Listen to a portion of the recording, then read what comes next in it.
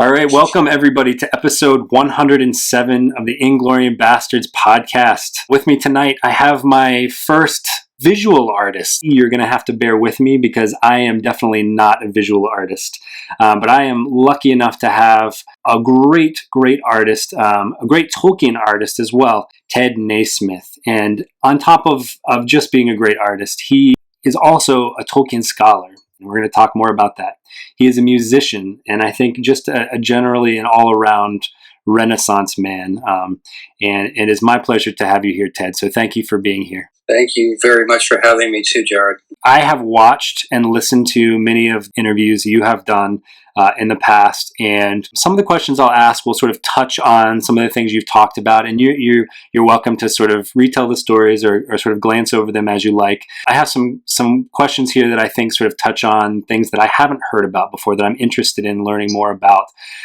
But I think the most logical place to start would be, I read somewhere that you have, quote unquote, a powerful affinity for Tolkien. And I think maybe it was a story about you and your sister. Could you tell us about when you first discovered this powerful affinity for Tolkien? Sure.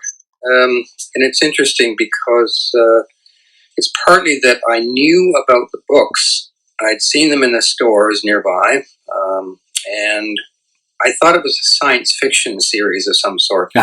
And that is because Barbara Remington's cover art, which is kind of beloved, etc., of these, venerated now, the Ballantine paperback covers, where you put the three books together, formed one picture. Well, my sister had read the books, and she handed the fellowship to me, and she said, "I think you'll like this, actually. I think this is the sort of thing you'd like." So I start reading it, and I'm thinking, okay, whatever.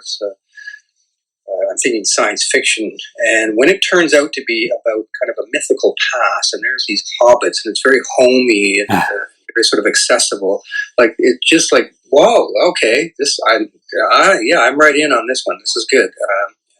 From then on, it was just like I was hooked. Yeah. I think a lot of people probably had that same feeling where you feel like you're coming home when you first start reading. Yeah. But it was not expecting it to be at all about a sort of a fairy tale world of dragons and wizards or anything that caught me by surprise. And I think that was kind of a special way of having the first experience of it. Yeah. Well, at that point in your life, how old would you say you were then? I was about, I guess, 14, 15. It's hard to remember, but just sort of early high school years. And had you at that point started drawing, painting, and sketching? Soon after I read Lord of the Rings, it was a question of, this is a book that wants to be illustrated, that wants pictures, I wasn't particularly good at that sort of material. I was into cars and spaceships and things that were hard and shiny. But the inspiration was powerful, so of course I started to explore ideas for characters and scenes and things of this kind. And it was just like loose sketches and things, just ideas and thumbnails. Eventually that led to something more substantial, doing stuff in color, paintings. The first 2 or 3 years was fairly productive, and everyone realized that I was seized with this book and really wanted to do something with it. I was in high school at the time in an art course, and so that offered me ways of expressing it as well, because I could kind of incorporate it into some of the studies, the illustration course I was taking, for instance. It was about drawings fairly quickly, yep. And I did send some off to J.R.R. Tolkien, which is something I've talked about before. Yeah, so he wrote back to you. For those of you that don't know the story, this was actually my next question. So you sent him you sent him a drawing of I had a picture, and I believe was it Bilbo or Frodo that was in the picture? It was Bilbo. It was the picture of the dwarves, Gandalf, and Bilbo in Bag End, looking at the map. The map that Thorin had brought, and just trying to this sort of scene at night. And so that was the one I'd done that in grade 12, I guess it would have been. And so this is 1972. The first proper illustration, I would call really put a lot of time and effort in. So I sent that photographs of that, details of it, and the full picture to Tolkien, along with a handful of other drawings that I'd done, and get this letter back from him via his correspondent secretary, and an aerogram, and it was very affirming. It was very encouraging to me at the time. You know, he took the trouble to look at what I'd sent and comment on it. He mentioned that Bilbo looked a bit too much like a child, which was, useful information. But, it's understandable that people would kind of get that impression, being hobbits are the size of kids. Right, exactly, yeah. Almost like they're innocents in a world of adults. So it's not surprising that we get that impression. But it was good to hear from him and all of that. Just for a young illustrator, a young budding artist, to get encouragement from the author, and who knew he died the following year. Wow, so you must have been like one of the last people he wrote to. It may have been definitely within the last number of months of his letters, sure. Well, so after this, so this is what, 72, 73 you were saying? Oh, 72, yeah. He dies the following year in 73, I think it's September, if I recall. And so you continued working, and after that you started contributing to these Tolkien calendars, right? Did you start that, was it around 87? That's the first one came out in 87. The artwork for it had been produced in years prior. I work it out to be about 15 years between starting to paint seriously Tolkien scenes and the publication of my art. And through that time, I'd sought publication from, say, Ballantine, mm-hmm. who I knew about in North America as publishers of Tolkien, and their calendars. And it was the emergence of the calendars in the 70s that galvanized me to think that I could probably get some of my stuff in a calendar, and therefore make it available to a wider audience. So that, to achieve that, was a big deal, definitely. And it was a bit of a roundabout way of getting it. But at first it was like I joined the Tolkien Society in the 70s in order to get closer to people who were kind of more versed in Tolkien and who may have contacts. And it was through the editor of their bulletin that I was able to be put in touch with George Allen and Unwin, the original publishers of Tolkien in London. And I was kind of learning a lot at that time about how it all worked. And that, say, the U.S. or Canadian publishers were just branch offices to the original English publishing. Okay. So at this point, were you still into cars and spaceships, or had you pretty much kind of switched gears at that point? Oh, I stuck with the cars. That was the rest of it. Yeah, that was sort of more childhood stuff. But cars had been a particularly important thing to me, and that was because I grew up on the Art Fitzpatrick Pontiac illustrations that used to come out in Life magazine and mm-hmm. National Geographic and others. And I was absolutely mad about those pictures. And so I styled myself as the next Art Fitzpatrick. And at that time, though, car illustration for advertising and or sales brochures was grinding to a halt.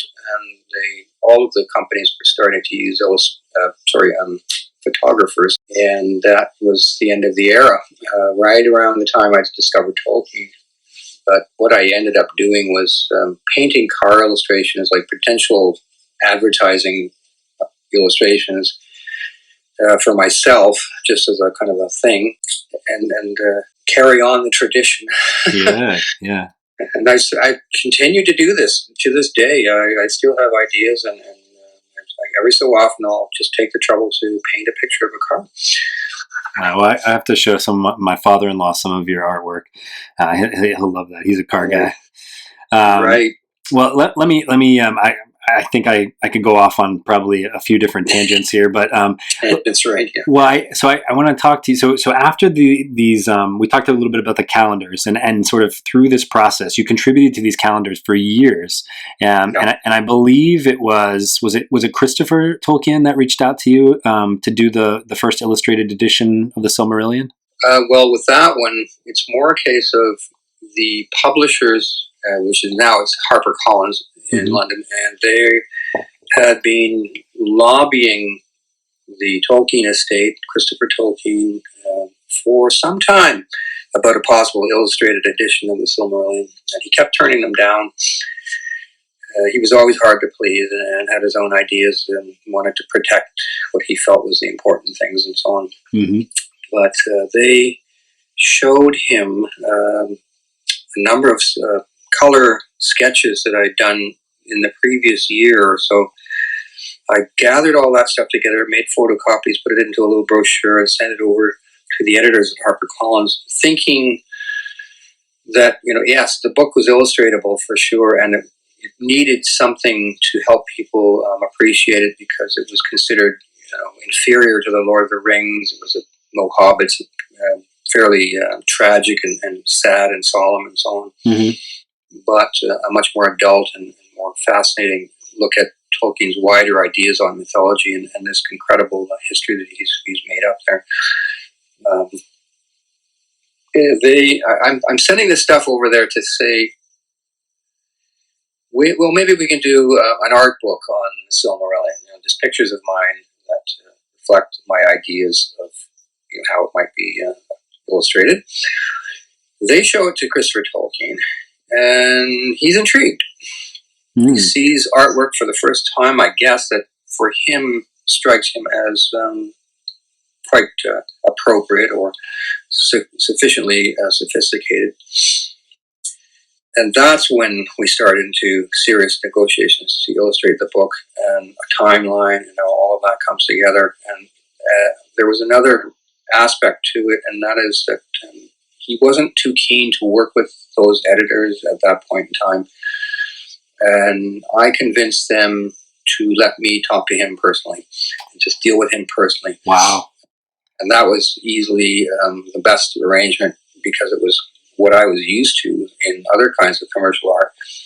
And I knew it would be the best way to, kind of simplifying and streamlining things because we only had, by the time we decided on all the subjects and I'd sent in more refined thumbnail drawings for them, we had about 8 months to do the full color pieces, and that's 20 pictures or something. Oh my 25, goodness. I think it was, yeah. So I had to just work furiously.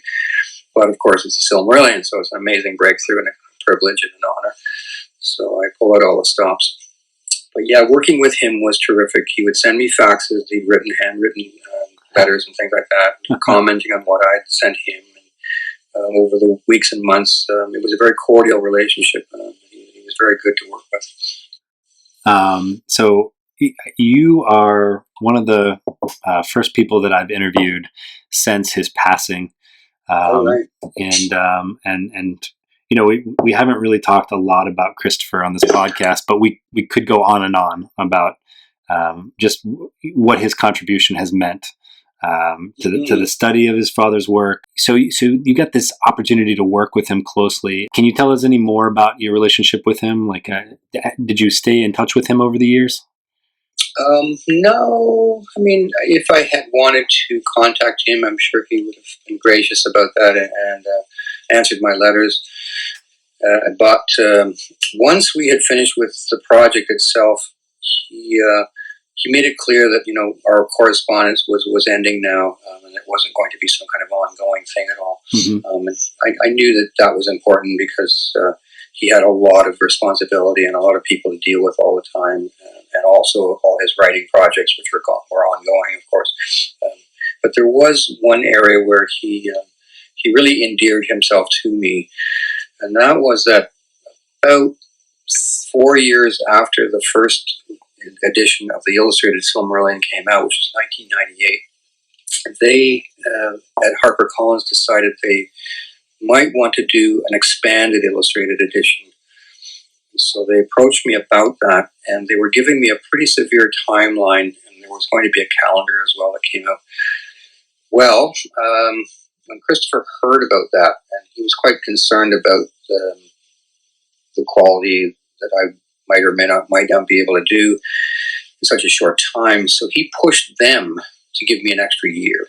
And that's when I created another 20 paintings with a lot more sort of time and comfort for that. And in a couple of cases, I replaced illustrations in the first edition with newer ones that I thought were a better reflection of my skills.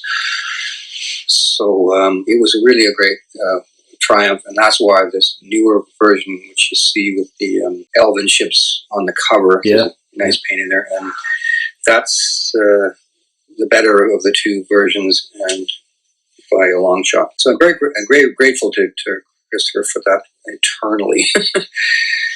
Yeah, I can't imagine the pressure to turn out that amount of paintings. I just want to say that the Silmarillion is my favorite of Tolkien's work, and it is and of your artwork.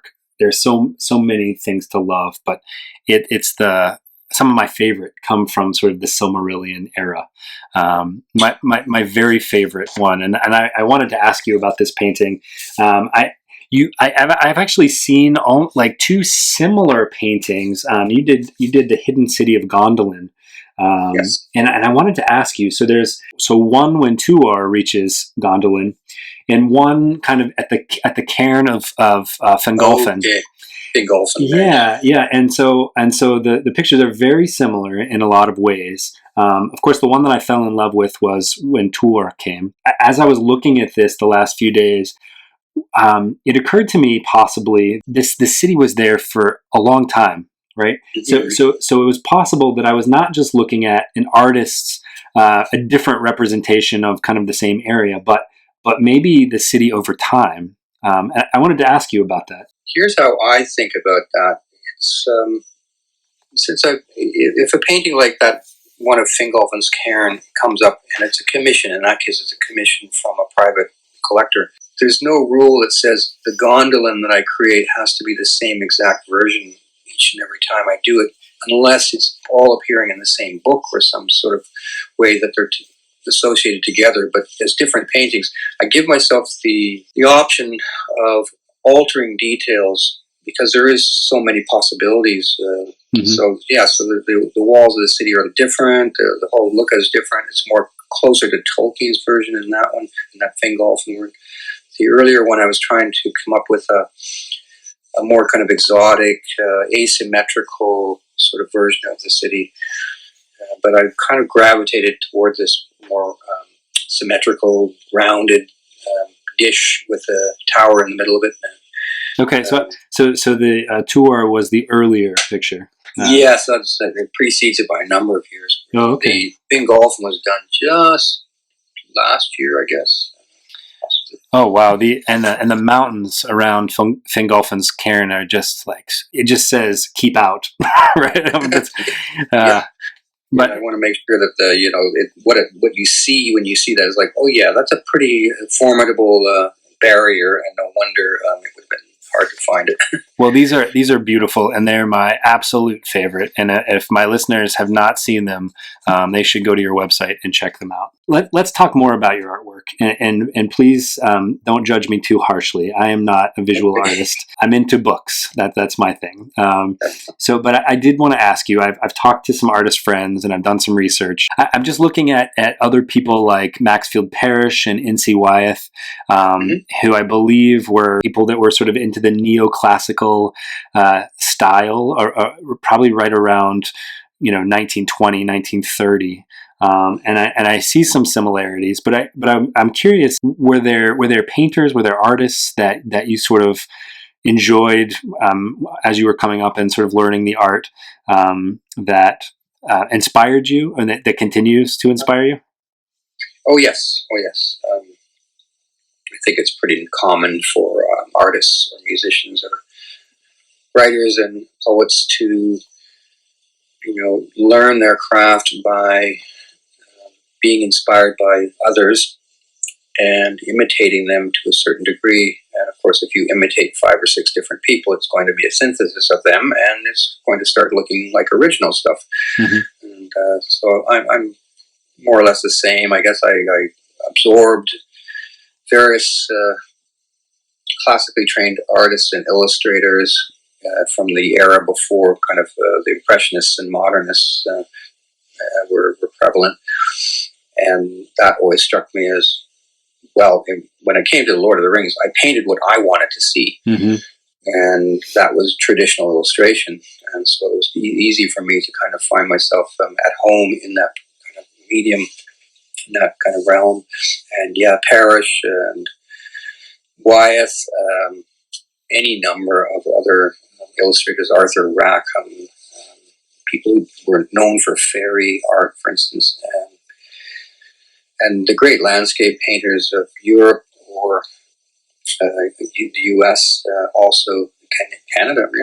Anyone who had a sense of the epic and details, lots of detail, because I was really into realism and always will be. Yeah. And so those are the things that I've fed into my imagination and ideas and styles, and of course you can see in early stuff the very clear Maxfield Parrish kind of influences, and some other ones as well. I mean, there's a picture of the Balrog that goes back to, I think, 1980. Yeah. Yep. And it's just after the movie Alien came out, so people of course knew and could see that I was quite interested in that look. I thought, well, that'll work well for a Balrog, sure.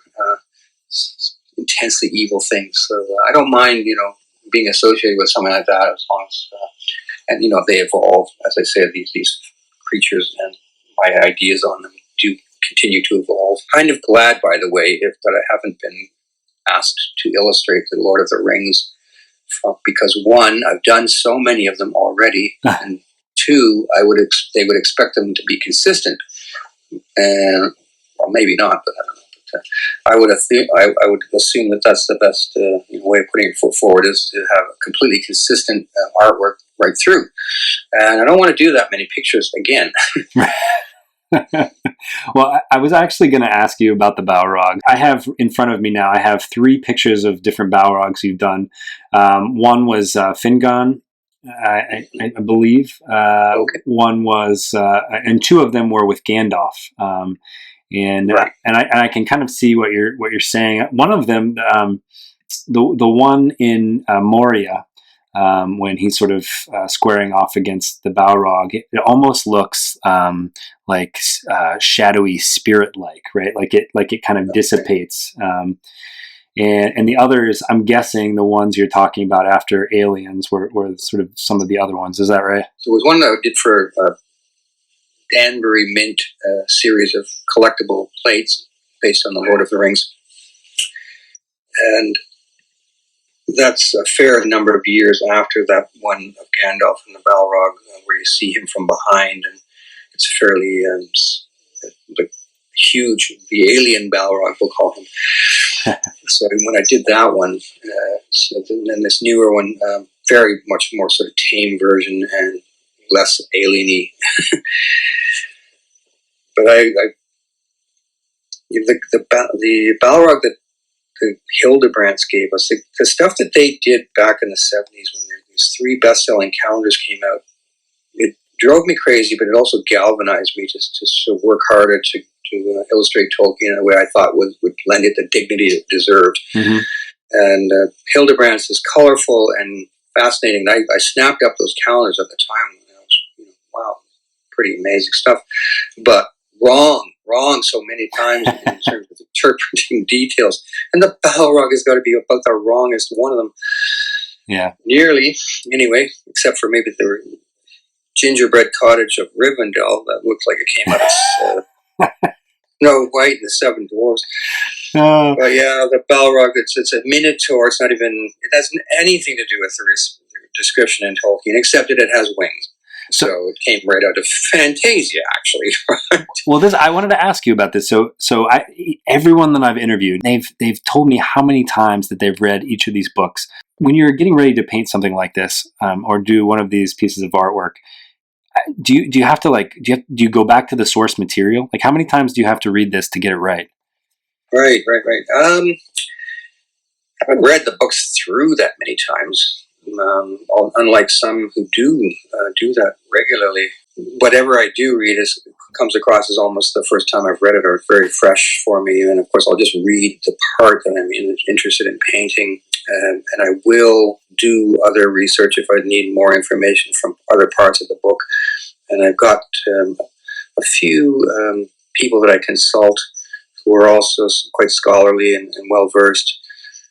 So with all of those kind of people that I can consult and just going through and making sure I'm getting as many of the details correct as I can and all that, then that's how I more or less approach the illustrations. Sure. It's a bit of a team effort sometimes, and I'll go through and I'll send thumbnails through to a couple of key people, and they'll give me feedback and explore ideas, and we'll brainstorm and stuff of that kind.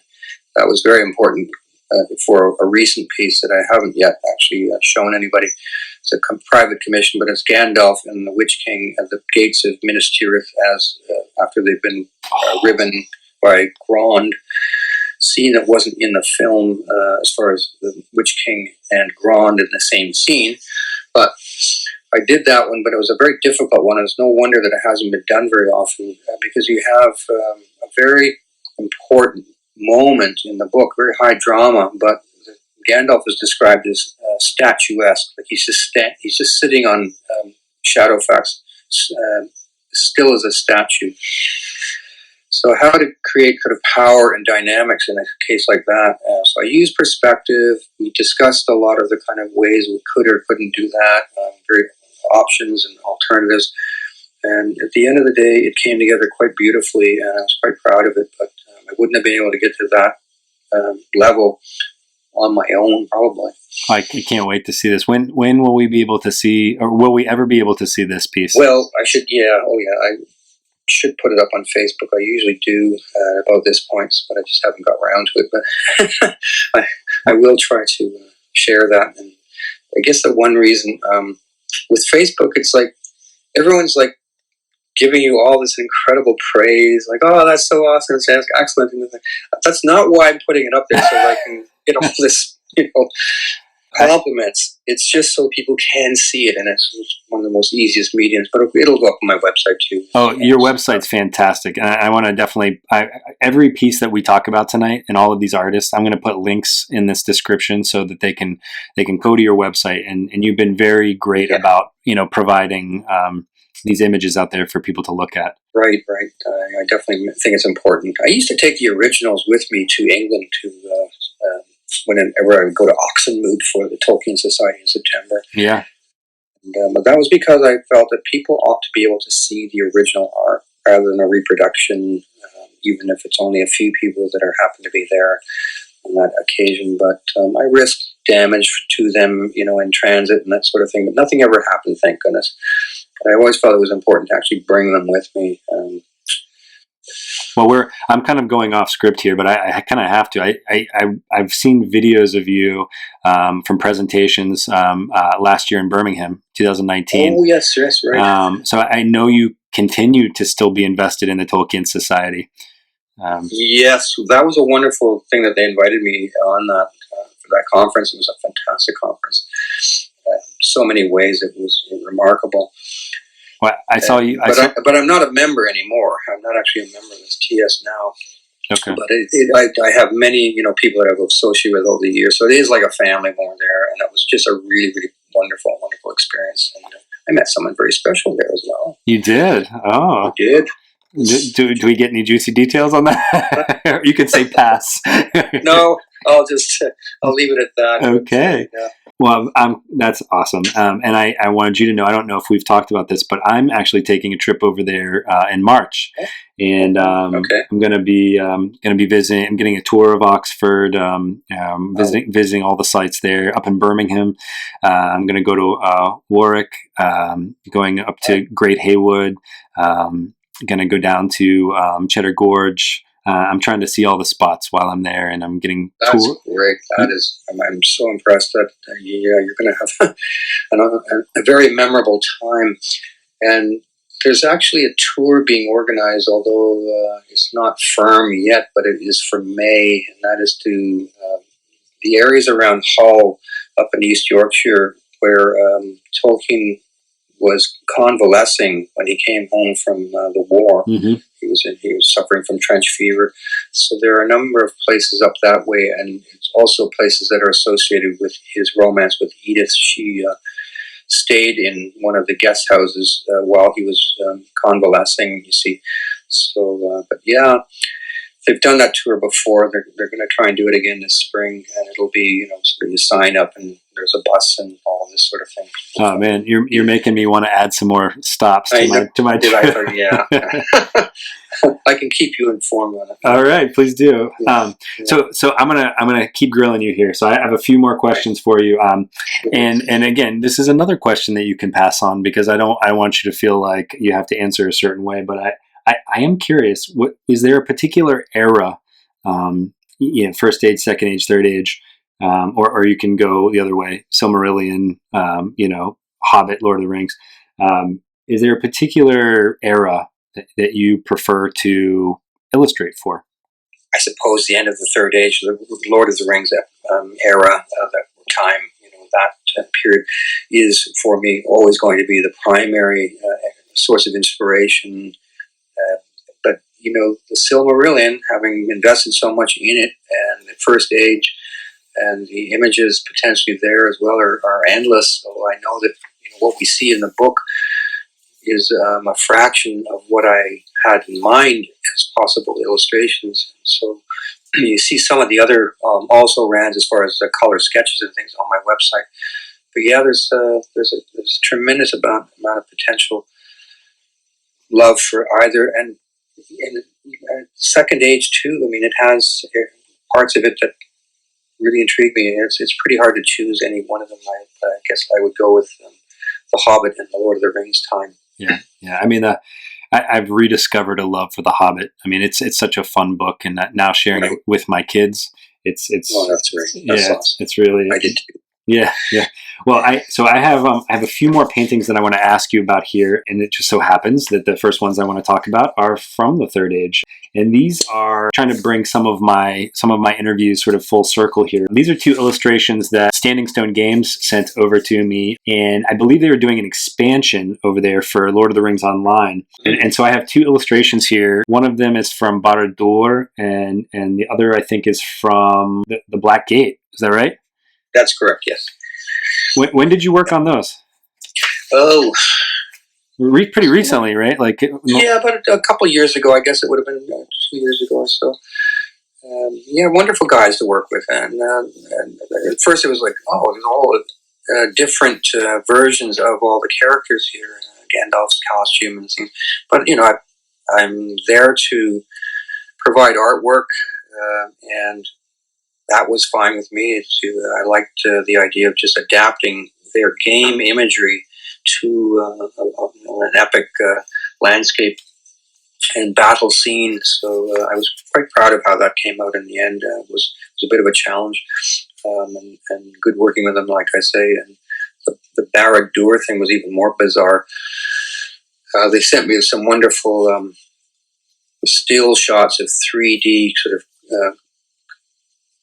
construction sort of preliminary imagery so that I understood what I was looking at, and the architecture that they'd created as well. And so they provided me with everything that I needed to support what I was painting, but it wasn't that Barad-dûr. There's not a lot of light. It's sort of illuminated by Mount Doom, right? And so again, I was pretty happy with it, but it was an odd one. Yeah. Wow. Well, I will see if I can get their permission to put these to a link to these. Do you have these up on your website actually? Yeah, I think so. I know at least one of them is there. Okay. Well, I'll see if I can link to those to there so the listeners can see them. The Black Gate. Yeah, I think they're both in there. Great. The last two pieces of art that I want to ask you about is related to the story that I'm telling. So our podcast is about a story sort of that I created as a Dungeons and Dragons sort of campaign that I ran a couple years ago. and we, the podcast, the majority of the episodes are a serialization of these sessions. And the D&D was mediocre. I don't know if you've played D&D, but it's I haven't. Well, it's mediocre. But the storyline is something that I'm pretty proud of, and and then being able to interview people like you and to sort of frame the story and to sort of go deeper, I think is really what has made this podcast really fun. And when this episode airs, the characters are they're going to have just gone on top of Taniquetil to the house of Manwë, the mansion of Manwë, Ilmarin. And there is this beautiful picture of the tallest mountain on Arda, Taniquetil. And at the top is this just beautiful mansion. And I was studying this again the last couple of days and sort of really looking into what is, there's a swan boat there. Okay. This is cool. I'm looking for like the Calakiria, right? The Pass of Light. I'm looking and I'm noticing, that towards the west, the sun is over there. So this must be a sunset. How am I doing so far on this? Yeah. And there isn't an enormous amount of logic here, or if it doesn't seem like there is, there's a good reason for it, and that is all I was doing, and this had been something I'd been planning for some years. Some paintings do take a long time to gestate. I'd had it in mind to do a version of Tolkien's painting of the mountain, and I always liked it. I always thought it was an intriguing picture. There's a band of clouds that are below the top mansion Ilmarin, and there's a moon and a sun in the same scene. Mm-hmm. Yep. A swan boat, like I put in. And so all the elements are there. It's a very tall mountain as well, which I thought, well, yeah, it has to be like that, like almost a spike. And so everything that you see there is basically taking Tolkien's and thinking, well, let's see if this is doable as a more realistic picture. And there are things in that aren't really plausible or real so much as just impression and fairy and fantasy. But that was the idea, was just to create a kind of a fantasy image that was exotic, that was really special to Tolkien and central to the Silmarillion. Well, I think you did a fantastic job. If you study if you sort of follow the Pelore south into the land of Avathar, you can get a sense on the grandeur here of the kinds of shadows that these mountains would cast into the dark lands of Avathar. The other picture that is a picture of Maglor tossing the Silmaril into the ocean. And the reason I bring this one up is because our characters are about to, the whole podcast is about the Dagordagorath, right? The last battle. Mm-hmm. Tolkien kind of, edged away from. He really kind of didn't go there, right? But there's this stuff that he's written about that are just beautiful to plan this adventure around, and the characters in the story are essentially doing these tasks, what I'm calling the trials of the Valar, to bring about the Dagordagorath. And one of them is to find this Silmaril, because there's a part of the prophecy that says that the Silmarils will be recovered, and that Feanor, having been released from the halls of Mandos, will sort of give up the Silmarils, and as a way of like maybe learning his lesson. And so one of the very first trials of the Valar that the characters will do is to essentially meet Maglor on the beach, and where he's wandering sort of crazily, they find his Silmaril. Can you tell us a little bit about this picture? In my mind, it was fairly simple. You want a figure throwing a jewel, something bright and illuminated, out into the ocean. It's not easy to freeze a throwing pose, but I did my best to do that, consulting pictures and so on. There isn't an awful lot to say about it.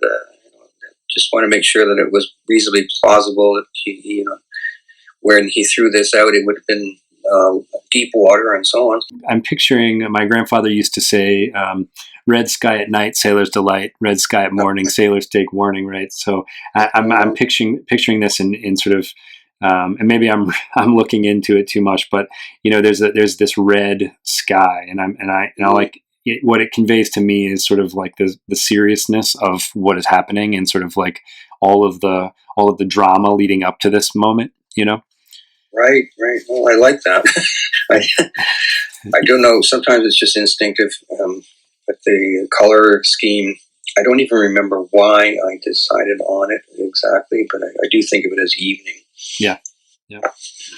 Well, so that's all the artwork that I wanted to talk about. I did have a question about something else that you're passionate about, and that is obviously your one of your musical projects. And maybe this is a simple answer, like I'm not working on that anymore. I'm not sure, but I was intrigued because my youngest son is named Baron, and so I am curious about this Baron and Luthien musical project that you at least I've read you were working on this.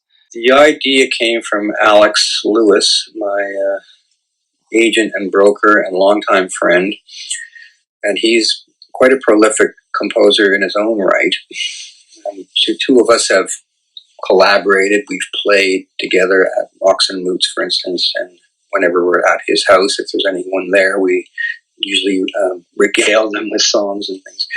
He's quite the composer of song cycles and individual songs. And his idea of an afternoon's enjoyment is just to sit down and write music and write songs. Anyway, he had done another song cycle some years before. I guess it was on Turin, if I recall. And he told me that he had a series of lyrics for Baron and Luthien. Would I be interested in having a look at that? Maybe I could come up with some music of my own. So I did that and started making up songs, and I had this idea that we could tell the story in a series of songs. And it became quite a project. I mean, I was recording it on a small Porta studio for a number of years, one song after another, and multi-tracking it, playing little instruments here and there. And what we have now is basically a pretty good demo of what could be a really great finished recording. But it has I think, 20 songs. They more or less are in minor keys and a few major keys, but everything has a certain motif in it that recurs. Mm-hmm. And I'm quite proud of how it came out. After I'd finished composing the first version of songs, Alex told me that he had in fact set it to music himself, but he held back that because he wanted me to have a free hand. So I listened to his versions of the same songs that I put lyrics to, and decided in a couple of cases that I liked his versions. And we ended up kind of blending mine and his, in some cases in the same song, so that it's a true collaboration between us. But it's sort of sitting in limbo, and the reason is that for a long time the Tolkien estate did not grant licenses to any musical projects. The only exception being Paul C. Godfried and his incredible opera opus of Silmarillion musical works, and turns out he's worked with Lord of the Rings and The Hobbit as well. But this is a Welsh composer who's Christopher Tolkien has given permission to publish his music, and that's happening now. They're starting to bring out CDs every few months. And Opera Ballantine has volunteered to perform the music. Anyway, all that to say that, the Baron and Luthien song cycle is available from me personally. I don't mind burning copies and sending it out, but it's not a finished work like my other CD, which I did take a lot more trouble over to make sure it sounded professional. Well, maybe I can talk with you offline about getting a copy of that. Yeah, exactly. Awesome. Well, before we go, anything else that you're working on that you wanted to let people know about? Well, all I'll say is that there are 2 or 3 nice Tolkien commissions, private commissions, that I'm working on in the next weeks. There is another couple of paintings that I can't talk about right now, but soon enough we will reveal those, but keep an eye on that one. It's an important project as well, and that's going to come to fruition later this year. And where will we be able to find out about that? It'll be announced officially, and there will be big news. Believe me. Okay. All right. Well, yeah. Are you active on Twitter? Will we be able to sort of? Oh, right. No, I probably should, but so we should stick to Facebook in your website. For now, I think. Yeah. All right. Yeah. Well, Ted, thank you so much for chatting with me tonight. You're very welcome, Jared, and my pleasure.